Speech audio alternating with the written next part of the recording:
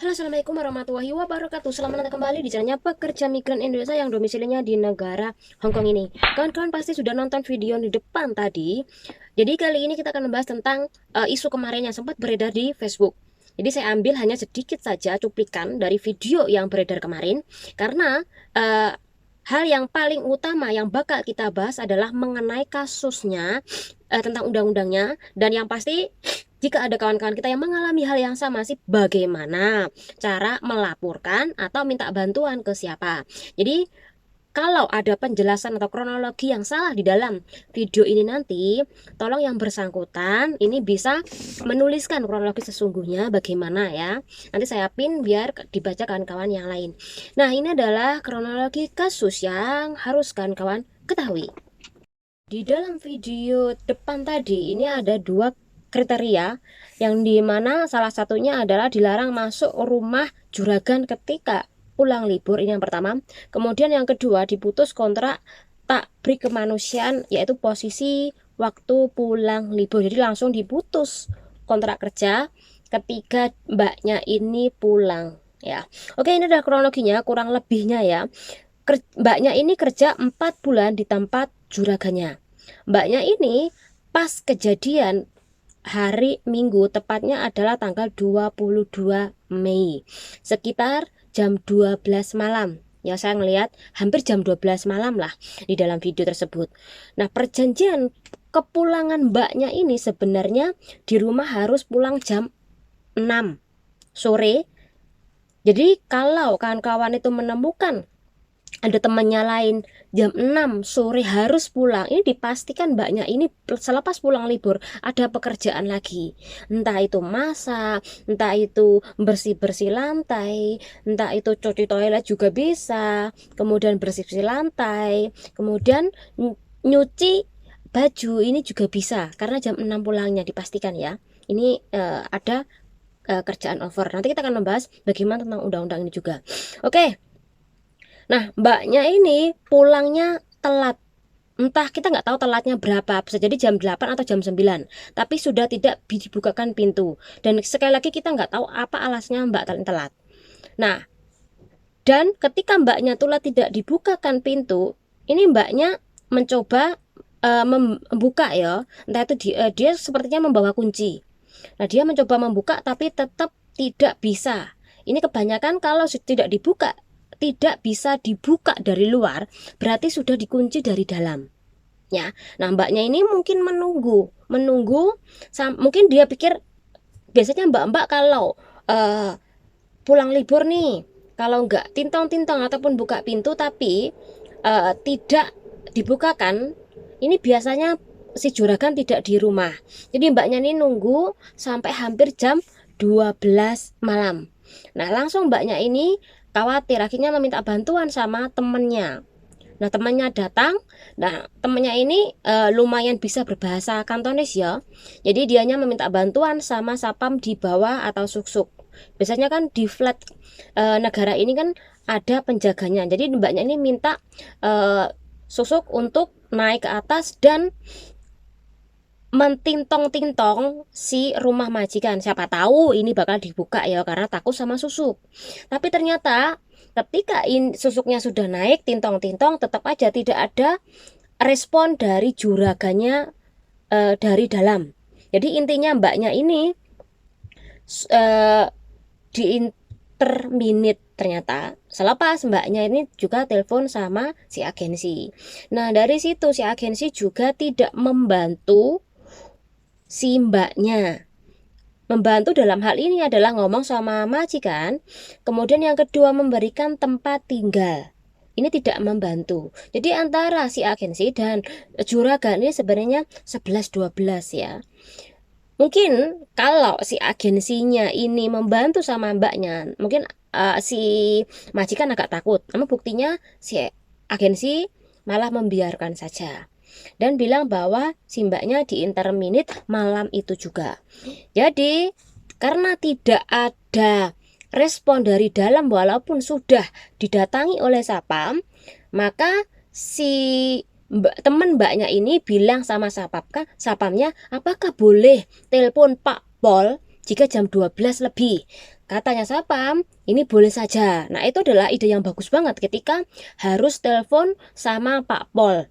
Ketika Pak Pol datang, ini juga tidak dibukakan pintu, Mbak. Nah, apakah si Pak Pol boleh memaksakan si juragan untuk masuk? Sekali lagi tidak boleh. Kecuali kalau ada kasus yang sangat penting banget, contoh mbaknya ini disekap di dalam, ini boleh masuk dan dipaksa, harus memaksa masuk. Tapi karena tidak ada penyekatan dan mbaknya di luar, cuma tidak dikasih boleh masuk, nah ini Pak Pol tidak bisa berbuat apa-apa, hanya melakukan tintong-tintong beberapa kali. Namun tetap sekali lagi tidak dibuka, akhirnya mereka semuanya keluar. Ya, keluar dari flat tersebut, di situ pihak dari Pak Pol ini bilang silakan melapor ke dua lembaga. Pertama adalah KJRI yang bisa memberikan tumpangan Anda untuk tidur dan juga bisa membantu menghandle kasus Anda. Kemudian yang kedua adalah pelaporan ke Labor. Ini penting banget juga. Jadi Labor dan Imigrasi ini harus tahu ketika Anda diputus kontrak tengah malam dan tidak boleh dikasih masuk. Ini penting banget ya untuk dikirimkan ke Departemen Imigrasi dan Labor nantinya. Tak ulangi kasusnya ya. Jadi mbaknya ini libur tanggal 22 Mei 2022, disuruh pulang jam 6 sore. Nah, jam 6 sore biasanya mbak-mbak kalau pulang itu kan paling enggak jam 8 atau jam 9. Tapi kalau disuruh jam 6 sore pulang, sebenarnya ini juga tidak manusiawi juga ya. Jam 6 pulang dipastikan pasti dari rumah nanti kerja. Ya kalau berangkatnya nggak kerja. Kalau berangkatnya kerja, berangkatnya udah cuci lap lantai, nyiapin sarapan, udah pulangnya disuruh jam 6 memasak. Jadi ketika kita melihat kasus ini, paling enggak kita empati lah. Kalau sudah benar-benar si mbaknya ini tidak mendapatkan hak libur yang cukup, ya jangan dibela si juragannya, seperti itu ya. Oke, akhirnya dari kejadian itu mungkin mbaknya telat nih, karena mbaknya 4 bulan ya. Jadi mbaknya telat dan tidak dikasih masuk. Nah, ini adalah sedikit kronologinya. Semoga Pak kawan-kawan ini lebih fokus kepada undang-undang yang bakal kita bahas nantinya. Oke, di dalam kasus ini ada dua hal yang harus kawan-kawan tuntutkan atau laporkan. Oke, yang pertama yaitu tentang disuruh pulang cepat, berarti libur tidak dapat 24 jam. Dan paling parahnya ini hanya beberapa jam karena disuruh pulang lebih cepat yaitu jam 6. Paling enggak kita liburnya oke lah, kalau sampai jam 8, jam 9 oke nggak masalah lah ya. Tapi kalau jam 6 aku rasa ini nggak hanya pulang langsung tidur, enggak, ini pasti kerja lagi. Jadi kalau udah seperti itu, jadi silakan nanti Anda melaporkan. Yang pertama adalah disuruh pulang cepat, libur yang seharusnya 24 jam. Kemudian yang kedua yaitu tidak dibukakan pintu ketika pulang libur. Dan yang ketiga adalah jika ada, yaitu laporan tentang disuruh kerja pada masa-masa liburan Anda.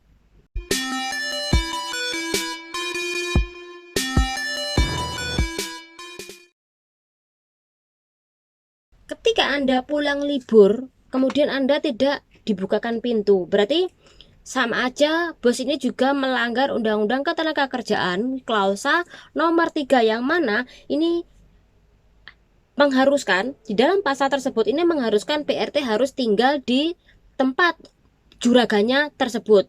Namun kenyataannya selepas pulang ini kan tidak dikasih masuk. Ya, jadi pelanggaran juga. Jadi mbaknya nanti bisa melaporkan hal ini juga. Walaupun ini selepas pulang langsung diputus kontrak, namun tidak dari pernyataan resmi dari juragannya, hanya dari si agensinya saja. Apalagi barang-barang si mbaknya ini masih di dalam rumah juragannya. Jadi hal ini aku rasa bahwa tidak manusiawi juga ya. Jadi bos seperti ini tidak perlu dibela juga, walaupun sesalah apapun disuruh masuk, kemudian dihitungkan uangnya berapa, baru disuruh ngambil barang-barangnya dia. Namun kalau disuruh keluar itu hari juga dan tengah malam tetap tidak dibukakan pintu, aku rasa pilihan yang tepat yaitu melaporkan ke Pak Polisi dulu, ya.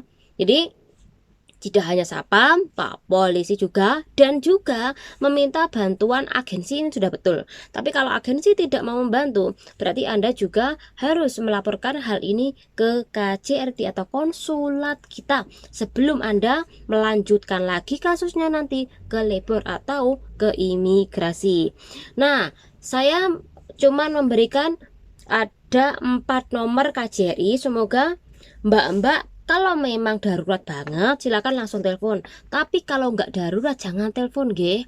Jadi yang darurat aja lah ditelepon. Contoh darurat itu yang bagaimana? Contohnya kayak mbaknya nanti ini disuruh keluar atau diputus kontrak malam-malam. Jadi jam 12, jam 11 lebih disuruh keluar kamu. Aku tidak butuh kamu. Nah, itu silakan bisa laporkan ke Pak Pol minta bantuan ketika tempatnya si bos ini terpencil banget. Dan untuk tempat tinggal silahkan nanti telepon ke KJRI juga. Ya, ini yang pertama. Kemudian Anda bisa melaporkan ini ke agensi. Tapi kalau agensi tidak mau membantu, berarti langsung saja ke KJRI, ya. Jadi KJRI ini ada tempat tinggal, ada boarding house juga. Oke. Kemudian kasus lainnya lagi kayak ini ya. Ini penting banget ya untuk Anda meminta bantuan Pak Pol ataupun KJRI. Oke. Selanjutnya adalah nomor penting KJRI Hongkong atau konsulat kita. Yang pertama adalah 6773 0466. Kemudian yang kedua adalah 5294 4184. Jika di nomor kedua ini tidak ada respon, maka silakan nomor hotline juga 28 95 01 39 36 51 0201, ya.